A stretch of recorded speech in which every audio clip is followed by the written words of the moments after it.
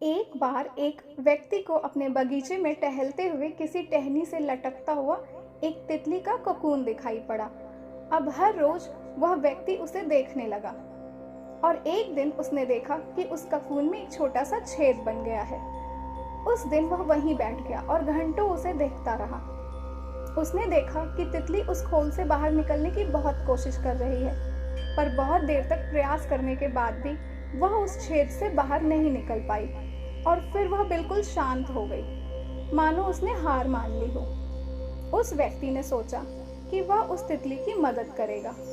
उसने एक कैंची उठाई और कोकून के छेद को इतना बड़ा कर दिया कि वह तितली आसानी से बाहर निकल सके, और यही हुआ।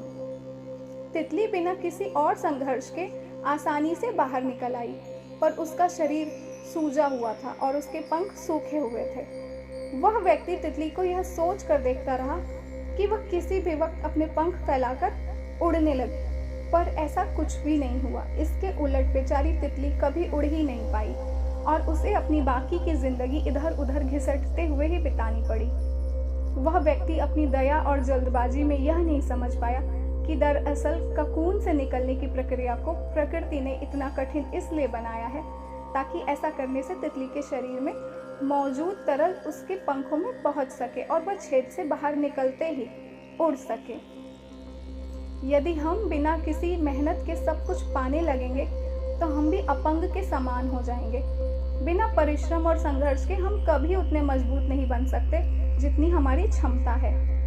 इसलिए जीवन में आने वाले कठिन पलों को सकारात्मक दृष्टिकोण से देखिए। इसी तरह की इंटरेस्टिंग मोटिवेशनल स्टोरीज को सुनने के लिए चैनल को सब्सक्राइब करना ना भूलें।